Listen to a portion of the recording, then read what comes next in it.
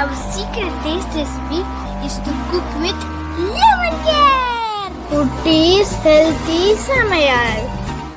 Hello friends, welcome to Kutti's Healthy Samayal. Be positive, be healthy. நாம் இன்றைக்கி ரொம்பவும் டிஃப்ரெண்ட்டான தேங்காய் பாயாசம் எப்படி செய்யுதுன்னு பார்க்கலாம். அதுக்கு முன்னாடி நம்ம சேனலை சப்ஸ்கிரைப் பண்ணாதவங்க சப்ஸ்கிரைப் பண்ணிவிட்டு பக்கத்தில் இருக்க பெல் பட்டனை கிளிக் பண்ணிக்கோங்க. ஆல் ஆப்ஷனை கிளிக் பண்ணுங்கள். அப்போ தான் நாங்கள் போடுற எல்லா வீடியோஸோட நோட்டிஃபிகேஷன்ஸ் உங்களுக்கு வரும். இது வரைக்கும் சப்ஸ்கிரைப் பண்ண எல்லாருக்கும் தேங்க்யூ ஸோ மச். நாம் இன்றைக்கி ரொம்பவும் டேஸ்டியான ஹெல்த்தியான ஒரு பாயாச ரெசிபி தான் பார்க்க போகிறோம். அதாவது தேங்காய் பாயாசம். இந்த கோகோனட் பாயாசம் வந்து ரொம்பவும் டிஃப்ரெண்ட்டாக இருக்கும், அதே சமயம் ரொம்பவும் டேஸ்டியாக இருக்கும். இது போல் நீங்கள் செஞ்சு கொடுக்கும்போது பெரியவங்கலேருந்து பிள்ளைங்க வரைக்கும் எல்லாருமே விரும்பி சாப்பிடுவோம். அதே போல் கெஸ்ட் வரும்போது நீங்கள் இது மாதிரி செஞ்சு அசத்தலாம். வீடியோ ஸ்கிப் பண்ணாமல் பாருங்கள், அப்போ தான் உங்களுக்கும் இன்ட்ரெஸ்டிங்காக இருக்கும், எங்களுக்கும் சப்போர்ட்டிவாக இருக்கும். வாங்க இதை எப்படி செய்யுதுன்னு பார்த்துக்கலாம். இதுக்காக நான் கொஞ்சம் நட்ஸ் எடுத்திருக்கேன். அதாவது ஒரு 5 பாதாம், கொஞ்சம் பிஸ்தா, ஒரு 6-7 முந்திரி, 2 ஸ்பூன் புட்டரிசி இதான் எடுத்திருக்கேன். இதை நாம் நல்லா அலசிட்டு கொஞ்சமாக பால் ஊற்றி எல்லாத்தையுமே ஊற வச்சுக்கலாம். நீங்கள் புட்டரிசி வேண்டாம்னு நினச்சிங்கன்னா நீங்கள் புழுங்கலரிசியோ இல்லை பச்சரிசி இல்லை பாஸ்மதி ரைஸ் எதுனாலும் நீங்கள் எடுத்துக்கலாம். நாங்கள் எப்போவுமே அரிசி சேர்க்குற ரெசிபீஸ்லாம் புட்டரிசி தான் ஆட் பண்ணுவோம். ஏன்னா அது ரொம்பவும் ஹெல்த்தியானது, ஸ்ட்ரென்த்தியானதும் கூட. ஸோ அதுக்காக தான் நான் புட்டரிசி எடுத்திருக்கேன். அரிசி வந்து உங்கள் விருப்பம் தான். இதுக்கு 2 ஸ்பூன் போதுமானதாக இருக்கும். இந்த அளவு வந்து 5 மெம்பர்ஸ் தாராளமாக எடுத்துக்கலாம். ஸோ அந்தளவுக்கு நமக்கு கிடைக்கும் பாயாசம். இப்போ நாம் இதெல்லாம் ஊறி வந்துடுச்சு. அதுக்குள்ளே நான் தேங்காய் ரெடி பண்ணிட்டேன். இது ஆஃப் மூடி, அதாவது சின்ன தேங்காயில் ஆஃப் மூடி எடுத்து மேலே இருக்க அந்த ப்ரௌன் ஸ்கின்லாம் நான் ரிமூவ் பண்ணிவிட்டு பொடியாக கட் பண்ணி வச்சுருக்கேன். இப்போ நம்ம இதை எல்லாத்தையுமே ஒன்றா சேர்த்து ஒரு மிக்ஸி ஜாரில் ஆட் பண்ணி அரைச்சி எடுத்துக்கலாம்.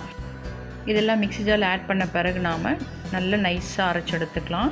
முடிஞ்ச அளவுக்கு எவ்வளோ நைஸாக அரைக்க முடியுமோ அந்த அளவுக்கு நாம் அரைச்சி எடுத்துக்கலாம். அப்போ தான் நமக்கு அந்த பாயசத்தில் டேஸ்ட்டும் இந்த திக்னஸும் நமக்கு கிடைக்கும்.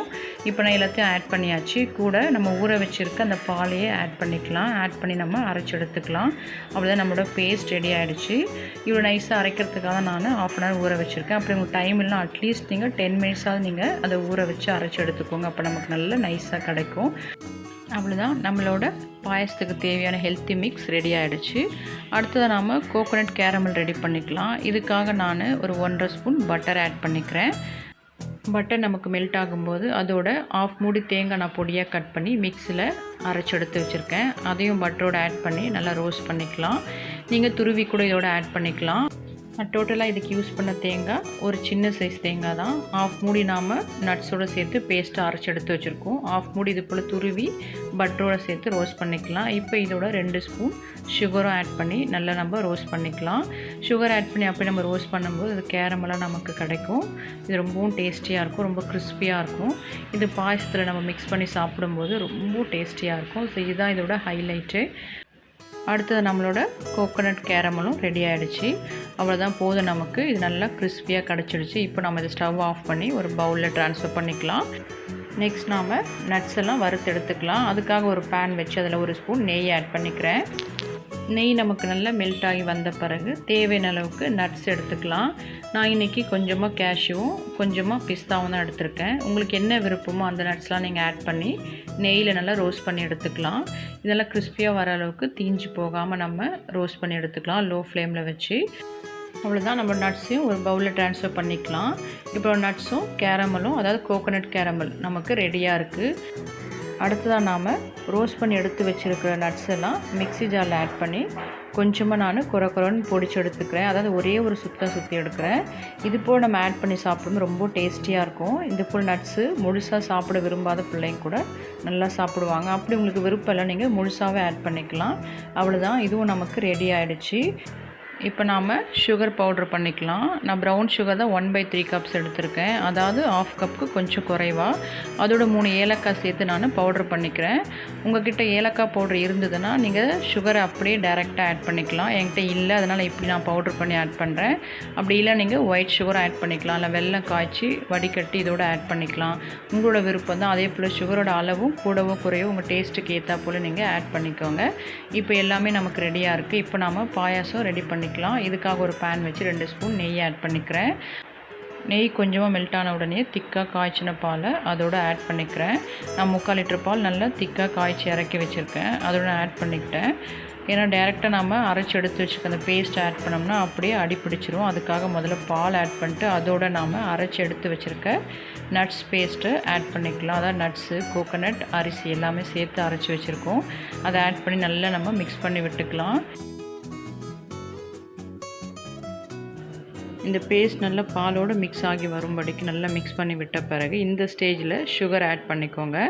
நான் அரைச்சி எடுத்து வச்சுருக்க ப்ரௌன் சுகர் ஆட் பண்ணிக்கிறேன். அதே போல் ஏலக்காய் பவுடரும் உங்களுக்கு எவ்வளோ தேவையோ உங்கள் ஃப்ளேவர் உங்களுக்கு எப்படி பிடிக்குமோ அந்த அளவுக்கு ஆட் பண்ணிக்கோங்க. ஆட் பண்ணி நல்லா நம்ம மிக்ஸ் பண்ணி விட்டுக்கலாம். இது ஜஸ்ட்டு 5 to 7 மினிட்ஸ் நல்லா நமக்கு வெந்து வந்துடும். இதோட கீ அதாவது நெய் அப்பப்போ நீங்கள் தேவையான அளவுக்கு உங்கள் டேஸ்ட்டுக்கு ஏற்ற போல் ஆட் பண்ணிக்கோங்க. நான் கொஞ்சம் கொஞ்சமாக ஒரு 3-4 ஸ்பூன் ஆட் பண்ணியிருப்பேன். ஏன்னா முதல்லையே நாம் நெய்யில் தான் வறுத்து நெய் நிறைய ஆட் பண்ணியிருக்கோம். ஸோ இந்த ஸ்டேஜில் ஒரு 3-4 ஸ்பூன்ஸ் ஆட் பண்ணியிருக்கேன். அவ்வளோதான், நம்மளோட பாயாசம் ரெடி ஆகிடுச்சு. இந்த பாயாசோட திக்னஸும் உங்கள் டேஸ்ட்டுக்கு ஏற்றா போல் எவ்வளோ தண்ணியாவோ இல்லை நல்லா திக்காவோ செஞ்சுக்கோங்க. நாங்கள் இந்த லெவலில் குடிப்போம், கொஞ்சம் திக்காக. அதனால் இந்த ஸ்டேஜ் நான் இறக்கிட்டேன். நீங்கள் இன்னும் கூட நீங்கள் பால் சேர்த்து இன்னும் கொஞ்சம் தண்ணியாக கூட நீங்கள் செஞ்சு எடுத்துக்கலாம். இப்போ நம்ம இதை ஒரு பவுலில் சர்வ் பண்ணிக்கலாம். சர்வ் பண்ணிவிட்டு நம்ம ஆல்ரெடி ரெடி பண்ணி எடுத்து வச்சுருக்க கோகோனட் கேரமல் அது மேலே அப்படியே கொஞ்சம் ஸ்ப்ரெட் பண்ணி விட்டுக்கலாம். அதே போல் பவுட்ரு பண்ணி எடுத்து வச்சுருக்க நட்ஸ், பிஸ்தாவும் கேஷ்யூ நான் பவுட்ரு பண்ணி எடுத்து வச்சுருக்கேன். அதையும் நாம் அது மேலே அப்படியே ஸ்ப்ரெட் பண்ணி சர்வ் பண்ணிக்கலாம். இதை மிக்ஸ் பண்ணி குடிக்கும்போது இந்த கேரமலும் நமக்கு இந்த நட்ஸ் பவுடரும் வாயில் கடிப்படும்போது ரொம்பவும் டேஸ்டியாக இருக்கும். சூப்பர் டேஸ்ட்டு, டிஃப்ரெண்ட்டான டேஸ்ட்டில் நாம் இன்றைக்கி கோகோனட் பாயசம் பார்த்துருக்கோம். நம்ம எப்பவும் ஒரே மாதிரி செய்யாமல் இது போல் டிஃப்ரெண்ட்டாக செஞ்சு கொடுக்கும்போது பிள்ளைங்கள்லேருந்து பெரியவங்க வரைக்கும் எல்லாருமே விரும்பி சாப்பிடுவாங்க. வர கெஸ்ட்டுக்கும் இதை நீங்கள் செஞ்சு கொடுத்து சூப்பராக அசத்தலாம். ஸோ நீங்களும் அதை செஞ்சு பார்த்துட்டு உங்கள் எக்ஸ்பீரியன்ஸ், உங்கள் டேஸ்ட்டை எங்களுக்கு கமெண்ட் பண்ணுங்கள், லைக் பண்ணுங்கள். தேங்க்யூ. அம்மி டேஸ்டி, நீங்களும் ட்ரை பண்ணுங்கள், என்ஜாய் பண்ணுங்கள், ஹெல்த்தியாக இருங்க. தேங்க்யூ. மற்ற ரெசிபீஸோட லிங்க்ஸ் எல்லாம் டிஸ்கிரிப்ஷன் பாக்ஸில் இருக்குது. உங்களுக்கு இந்த வீடியோ பிடிச்சிருந்ததுன்னா லைக் பண்ணுங்கள், ஷேர் பண்ணுங்கள், கமெண்ட் பண்ணுங்கள், சப்ஸ்கிரைப் பண்ணுங்கள், பக்கத்தில் இருக்க பெல் பட்டனையும் கிளிக் பண்ணுங்கள். பாய்.